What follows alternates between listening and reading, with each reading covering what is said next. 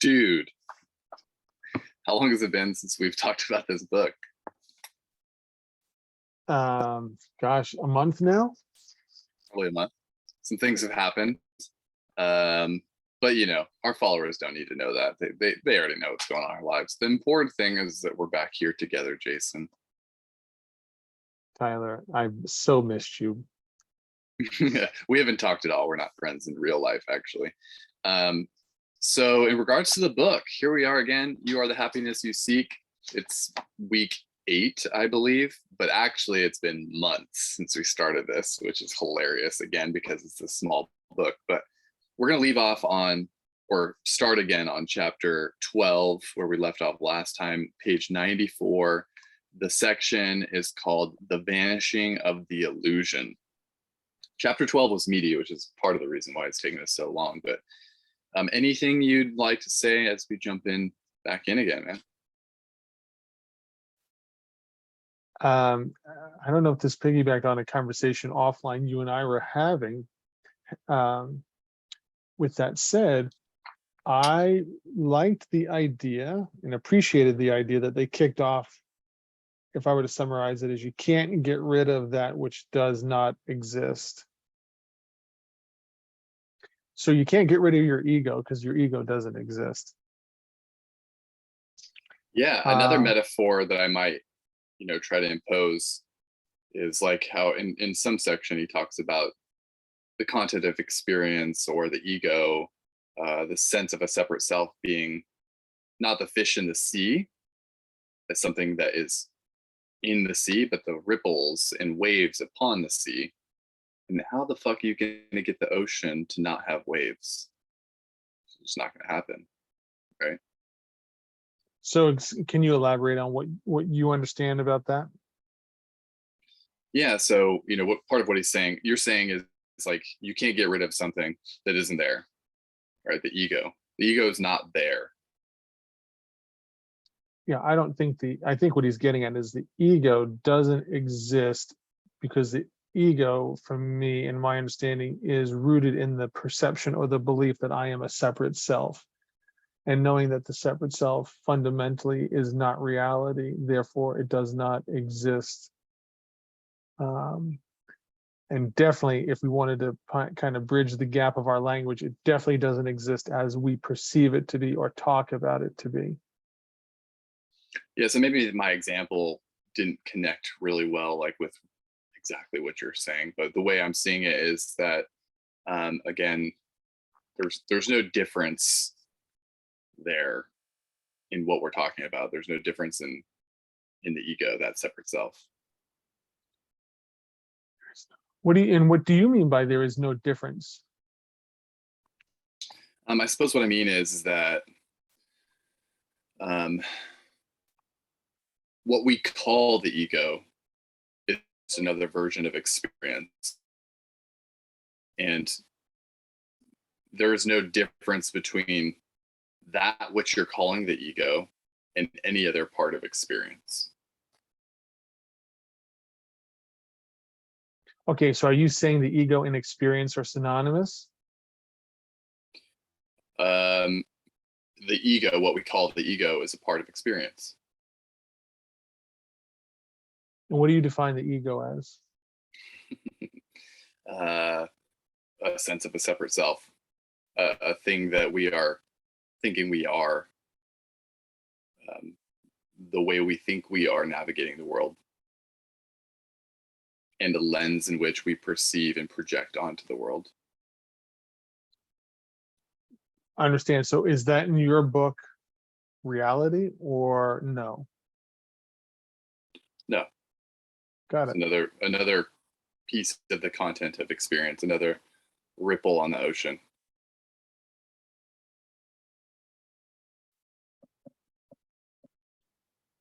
Okay. Cool. And what you were talking about is like you're talking about the top of that section, right? The vanishing of the illusion. You're talking about the top of that paragraph on 94. Yeah. And it's interesting, and this is probably not something uncommon for a lot of seekers to hear, but the whole trying to get rid of it, right? It being the ego. Um, I've heard from plenty of people like, how do you get rid of your ego? Mhm. It's just hilarious. So how do you get rid of your ego? Acknowledging that it's not reality, then to me it's understood in its proper context.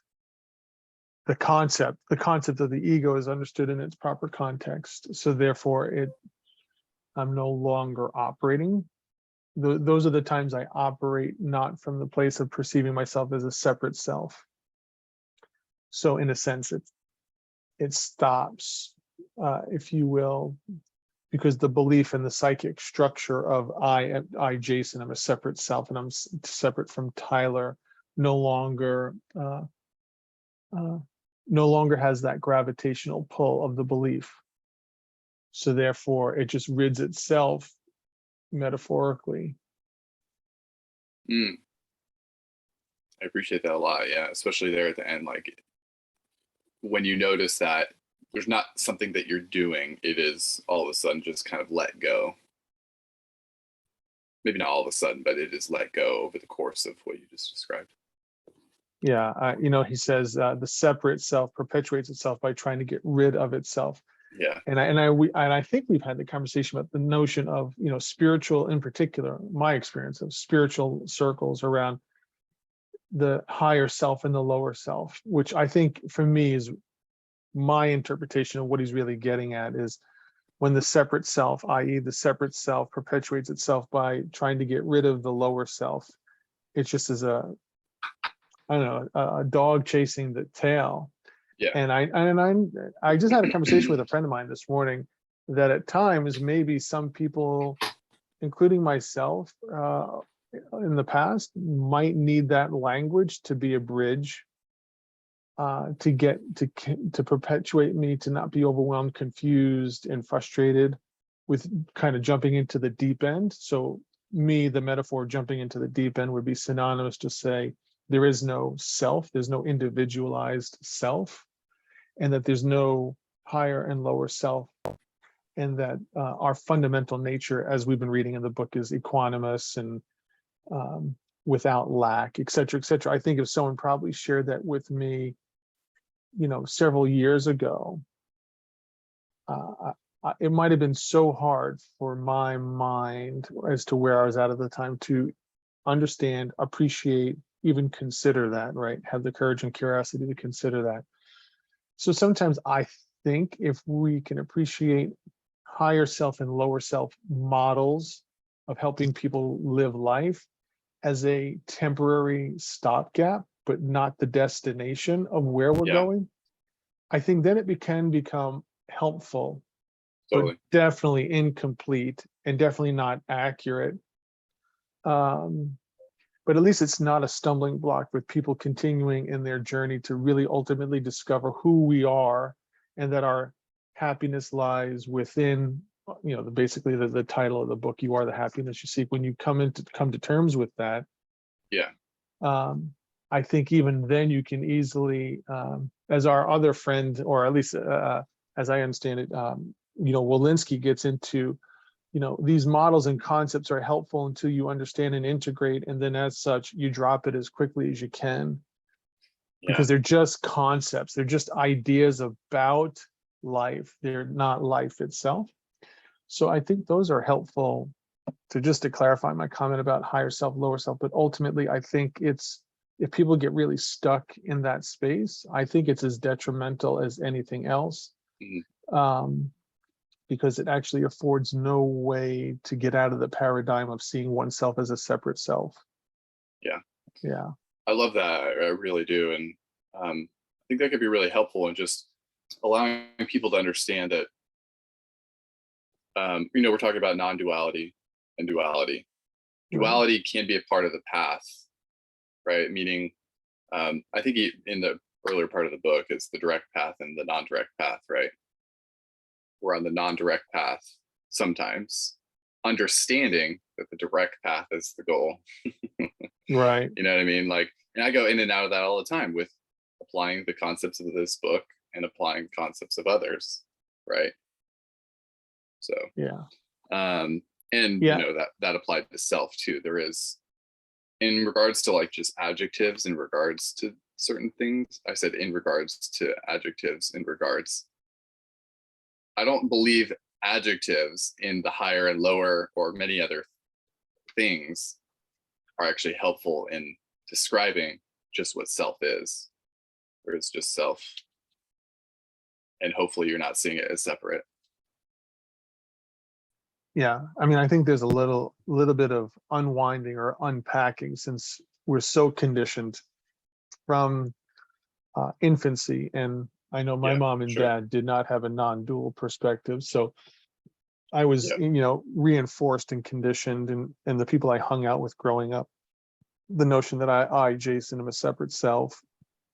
So, you know, when you're on, as you said, the progressive, they call it the progressive path, and the direct path is another way to phrase it too. The progressive path would be is the idea that I'm on this journey to figure my shit out. Who am I? And along that journey, on the fifth exit, you might come across a higher self, lower self teaching, and that helps you Yeah. continue on going in the right direction until you realize, I mean, I'll finish my thought, until you realize that you're not those things, right? So I mean, a lot in Zen Buddhism is a lot of the emphasis is keep on working hard, and they call them koans, which we were giggling about a couple of weeks ago.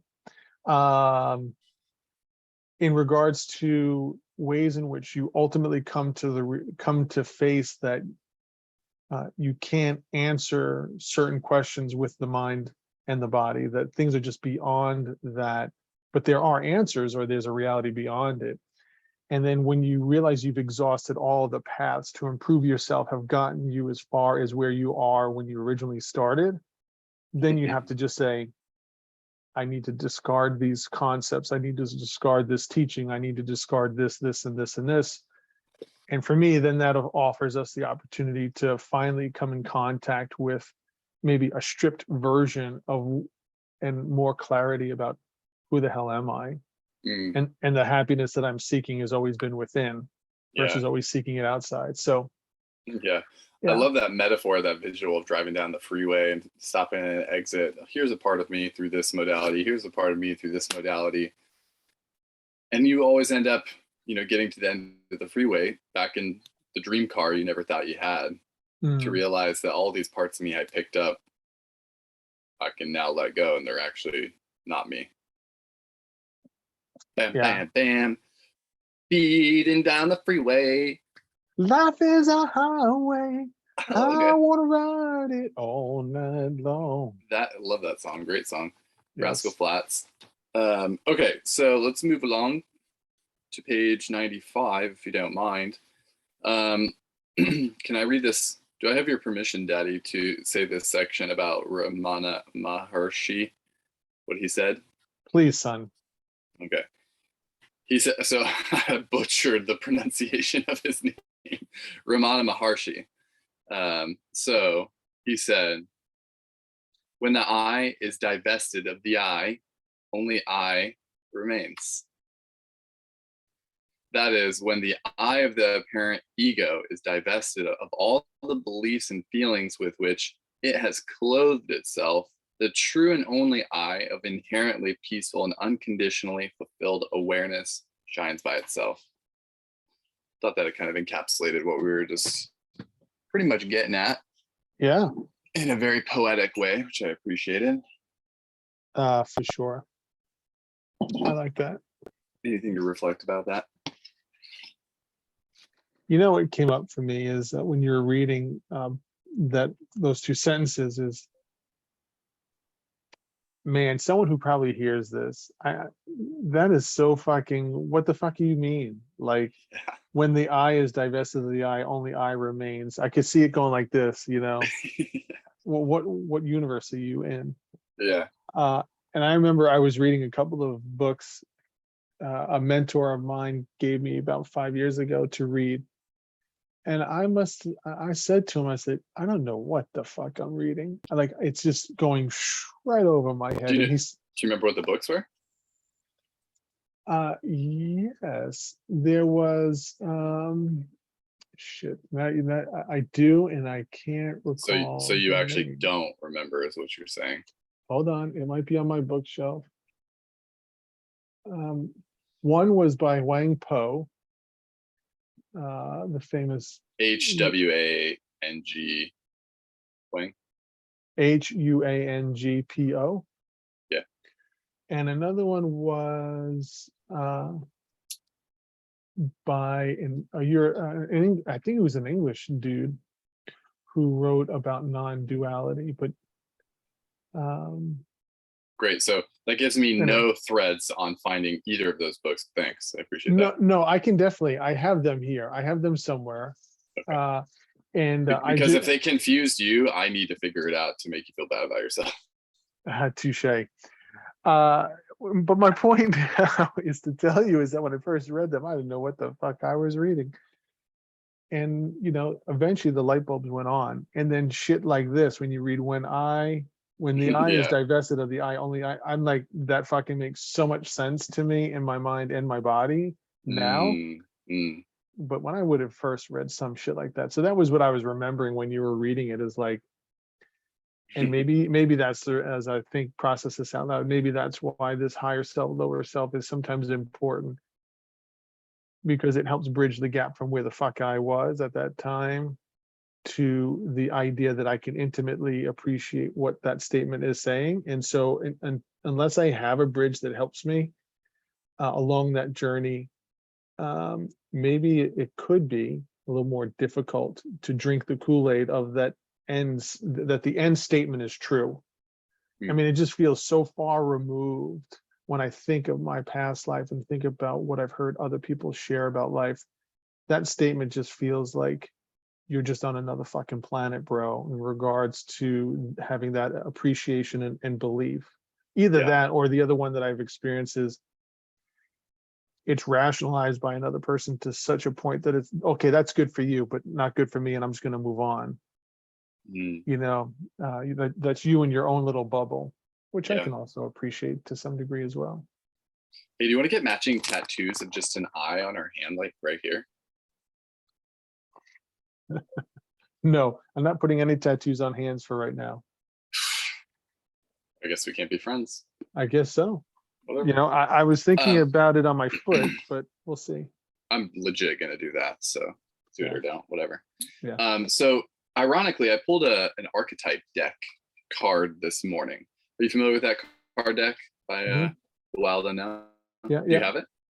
No, no. Oh, okay. But You have the animal Zaina, spirits or something. yeah, yeah, Yeah, yeah.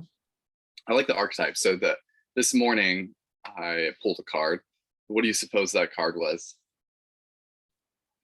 A rescuer. No, it's called the One. The One, the archetype of the One. For everybody who hasn't seen this archetype, this card, that's what the card is. This is the book. The One is non-duality, one love, unus mundus. Our ability to experience this archetype firsthand is limited, what you were just talking about, which is why I'm saying this now. It comes in brief and potent moments that we are left to savor for a lifetime. The One is both the energy that unites all living beings and our capacity to sense this intimate union. This archetype eludes us most of our lives. Yeah, still working on that. Appearing as a concept in a distant galaxy. Yet when we are in the midst of its power, a solemn reverence falls across all the land. We glimpse ourselves in the vastness of all consciousness and are neither small nor large within that field. We are neither important nor unimportant. All duality fades away and we are left with what is, the precious knowing that life is a gift and we are both the giver and the receiver of this fortune. I thought that was ironic that I pulled that this morning because we haven't done book club in weeks. And I'd been feeling certain heavy emotions this morning. And I was just like, there it is. There's that reminder to open this book and be like, okay, who is it that is feeling these things? What is it that is feeling these things? And almost every fucking time I ask myself that, dude, all that stuff fades away. Mhm. So, anyways, thanks for bearing with me on that. I appreciate the share. Um,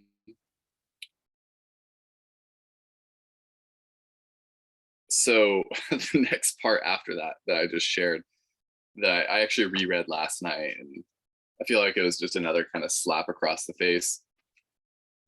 Pretty much he says, there's no need for any agenda with content of experience. There's no need to have an agenda. There's no need to do anything in regards to your ego. And I guess why it slapped me across the face was, okay, here's another reminder that I'm doing too much. Can you say more? Why do you have the conclusion that you're doing too much? Because I'm still trying really hard. I'm still doing a lot to improve or be better or notice more, gain awareness. And there's an agenda in that. And I get lost in the agenda. So how do you do the agenda just serves the ego. And so how do you do and stay busy without that agenda? I am constantly busy with the agenda of my ego. Right. So how do you live, right? Because you have to do through living. So how do you live with the knowledge of that, so that maybe you're doing a little less at a time, or over time, of this agenda? This kind of comes back to the conversation where, like, I think only the ego does. So I think the ego keeps us alive. I think the ego is what encourages us to do all the time. And being is just stillness. That's it. But we don't need to have that conversation. Yeah. I remember that conversation now, where I was like, no, dude, that's, in my opinion, that's all bullshit. But okay. Hey, we can actually just have a whole fucking episode on that, on the ego, what it does and doesn't do. Yeah, because my point would be, is if the ego we're not going down this. If the ego does not exist, then the ego can't be doing any of the doing. That's the whole point. Ego doesn't exist. It can't be doing any of the doing. Yeah. Okay. I'm not going to spend any time interpreting that, but I'll go back and re-listen. Okay. So we're going to make it through 2 pages here. So anything on the end of 95? Oh, no, we can jump to the last sentence of the last page of this chapter if we need to. Why would you want to do that? There's good stuff. I'm just busting your balls because you're trying to get the chapter done, which I appreciate too, believe me. We've done, I think we did 2 episodes on just this one chapter. I remember when we first came to it, we're like, this is a meaty fucking chapter. It's going to take a while. And it's taken us 3. It's going to take us 3 episodes. So anything about aging you want to talk about? Aging? Why aging? Because that's the next part on page 95. The conversation that he has with somebody. Yeah, I appreciate that. Yeah, I mean, that's where I would say the doing is just a concept. It's a powerful concept, a powerful belief. But no, I don't have anything on page 95. Okay. Anything about sensations? I just said on 96, he's got a really cool analogy. He said, we do not experience sensations and perceptions appearing in awareness. There is just awareness in its own activity, awareness modulating itself in the forms of sensing and perceiving, but never ceasing to be itself, nor becoming or knowing anything other than itself. As such, sensations and perceptions are not like the fish appearing in the ocean. They are the waves and the currents movement of the water within itself. So I just thought that was just a cool analogy for me to really sink my teeth into this concept with sensations. Yeah. So yeah, I mean, I think as we age, there's fear in that to some extent with a lot of people, right? I know there is for me, just based on my own set of fears. But In the stronger growing of fear, I believe there might be more attachment to sensations, right? So, for example, what he's talking about is like, well, I feel like my body is aging because I'm in pain, or I'm well, or I'm less well more often. And in that, because there's more fear, there's more attachment to what the aging or this, or I'm sorry, the sensations could mean, right? Because of all the stories of what that is and how it means something about being closer to the end of one's life. And I understand why it would be difficult. And I appreciate Rupert's acknowledgement to what are these sensations really. And then he continues on, essentially dismantling, all of these concepts, right? Time. Anything Yes. about anything about time you want to acknowledge? Time is neither on or off our side. Well, that's for sure. No, I think I'm pretty good with that one. I don't have Yeah. any really overt opinionated opinions on that one, unless you do. I mean, first I wanted to give advice, but I'm not going to give advice. It would just be advice to myself. But um, one simple line is just the awareness only knows now. Um, I really like that, just because it seems like so many teachings just come back to just be here right now, just be present. Notice what is present within you at this moment, and what is it that's noticing this present moment and the things that arise within it, and that is awareness or presence, whatever you want to call it. So it's true that it only can know now, and even I would say the imagination of the future or past is happening now. Awareness only knows right now, and the things that arise within it. Yeah, I think there's a question in another video or book that he's written. He talks about um, can you literally go back and experience the past? Can you literally project and go into the future, right? So, and he gets to the basics premise that no one's ever been able to do that ever in history, basically. So this whole idea around past and future are only constructs, and that all there ever is just the perpetual now, which piggybacks on what you were just saying. The interesting thing about this that I was when we he might have talked about this in this chapter, but there is actually a physiological response to the imagination of of past experiences, right? Hmm. But even those sensations, those are not occurring in the past, right? They are occurring right now as a result of what your body remembers based on the story and image that is created in your mind right now. So we think it's actually the past that is doing this to our body now. A lot of trauma healing occurs in acknowledging the past, right? And also, it's also been said that acknowledging the past like that can actually reinforce the trauma if you do it too much or in the wrong ways, right? Have you heard this? I think so. So I think being present to I'm experiencing a physiological sensation right now as a result of the story I'm creating right now about an old experience. But I'm not in the past. I am not that past experience. Yeah, I think, thanks, Tyler. So, how I've tried to apply that is, sometimes in my past life, I would try to do, when I was doing improvements work of Jason, and trying to figure my shit out, sometimes you could be, at least for me, felt like it was like a witch hunt. I mean, I'm trying like hell to recall memories, recall experiences, Mm, because I need to find them and heal them, right? yeah.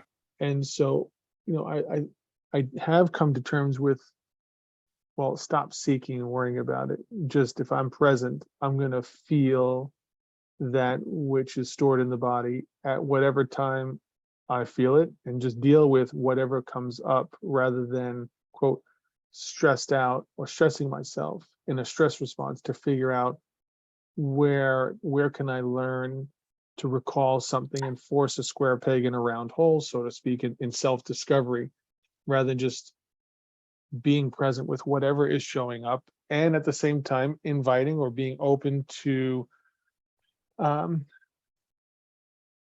letting go of the patterning of how I disassociate from my perceived history.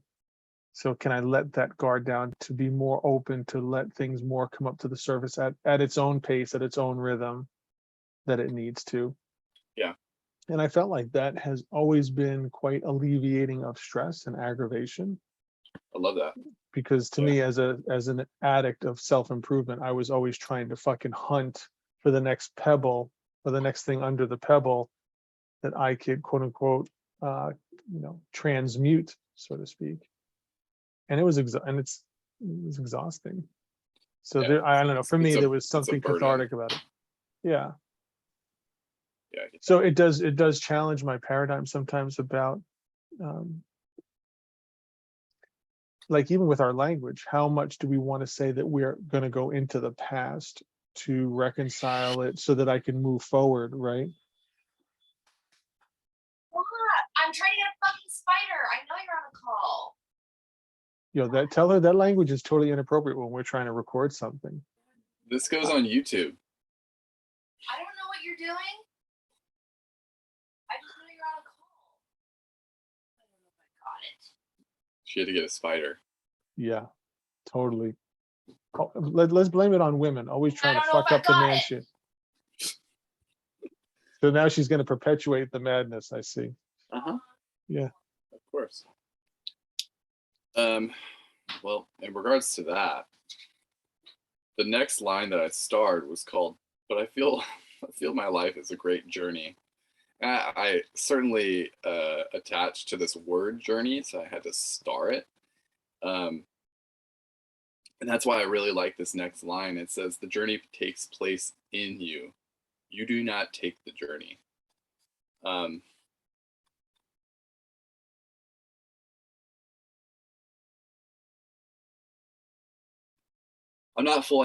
I'm not sure I fully accept this statement yet, but I know that I need to.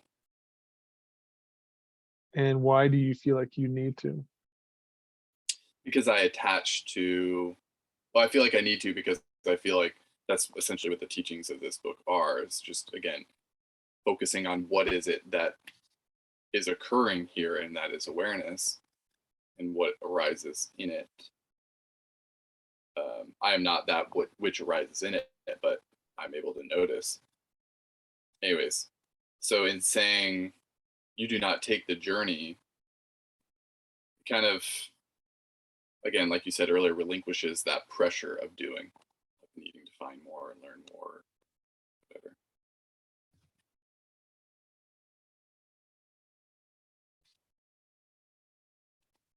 That's all in regards to that.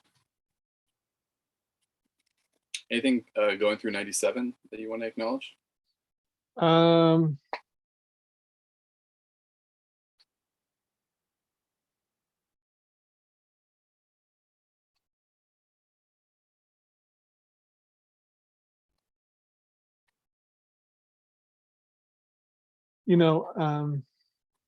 He does in the middle there. It reminded me. So it says, knowing, being aware of awareness itself is the only element of experience that always remains the same. The feeling that we never get older or that we have always been the same person is an intuition of this truth.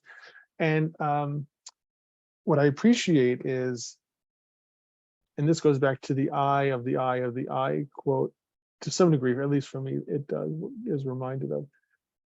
Because when we were 5, this perception of I-ness, outside of qualifying with I am sad, I am 5, I am a boy, I am a teenager, I am this kind of professional, before the label of the I, if we just stick with the word I, what was helpful for me is that when I was 10, whether I'm 20 or now 51, this same sense of I, regardless of the body and its age or my experiences, none of that kind of touches on the long-standing sense of I-ness throughout all of that. And that to me speaks volumes in regards to not getting older, not getting younger, not born, not dying, that I am not the qualifications of some kind of experience that I have. I may have experiencing.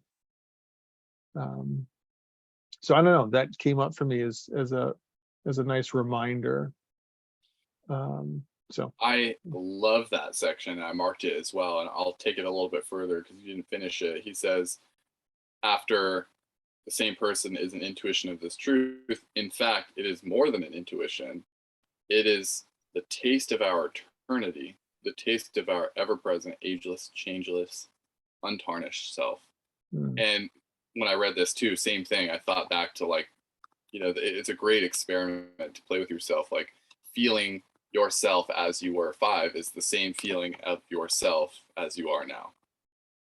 It's not like there was a chapter like I stepped into, I see the world way different now because my balls dropped, you know? It's not like that at all. So I think it's a fun thing to play with in yourself, and I love that a lot. And it does allow for a kind of sense of peacefulness in regards to aging and noticing what you are. Yeah. And I think at the very bottom, real quick, Tyler, I just think before we moved on to 97, I think this is a good statement. There are many intense sensations. He's talking about, someone was talking about that they're feeling like they're regularly in pain.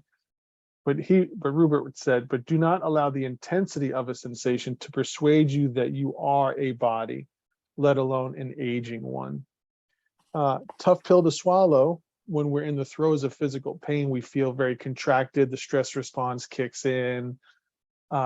We lose. I mean, I know that I definitely am hypersensitive to losing that sense of oneness, so to speak.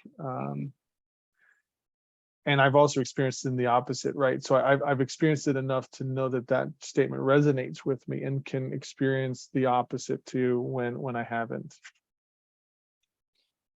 Yeah, that's a difficult one, man.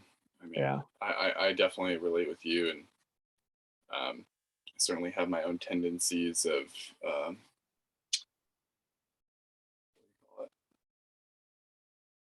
word eluding me. Certain hypervigilance to my health, I suppose. Yeah. But yeah, and he continues on, you know, just describing that sickness in itself is just a concept. Dude, this is And like heavy. Like, this is really heavy, but super clear. I apologize for interrupting you. no, it's all good. I think we'll end the discussion today with this, because time's coming up and it's just, like you said, heavy. And we could, you know, explore it a little bit. Can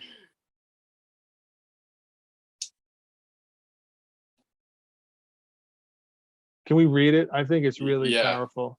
And then we can maybe elaborate. We can elaborate and wrap it up. I was just gonna say from the top, does awareness ever say, quote, I am sick? Does the body ever say, I am sick? No, exclamation point. It is the mind that claims I am sick.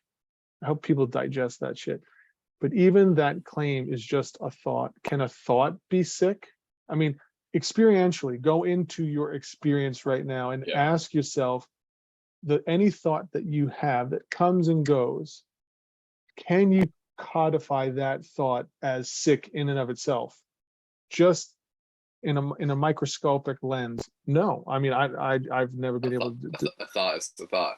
Yeah. Can a sensation or a perception be sick? No. Sickness is, in the ultimate analysis, a concept. And this understanding is the ultimate healing, not a cure that will heal us in the future, but a cure that leads us directly to that in ourself, which is already and inherently free of sickness and death, irrespective of the condition of the mind and the body. He says, I do not mean to imply that it's not legitimate or appropriate to take relative steps to heal illness. That's important. But such steps do not eclipse the background of stillness and well-being against which all experience takes place. ultimately, to be healthy means to be whole, unbroken, undivided, and therefore without conflict or dissatisfaction. Don't try to become that. See that you are essential. See you essentially are is see that what you essentially are is always and already that. Make this understanding your lived and felt experience. Yeah. I mean, that's fucking juicy. Totally, and we could talk about that forever, but the difficult thing is feeling that, right? Like when you are feeling, and I think practicing with small sensations, if you jam your toe or finger, right? Like play with that pain, that sensation, right? Like really try to consider like,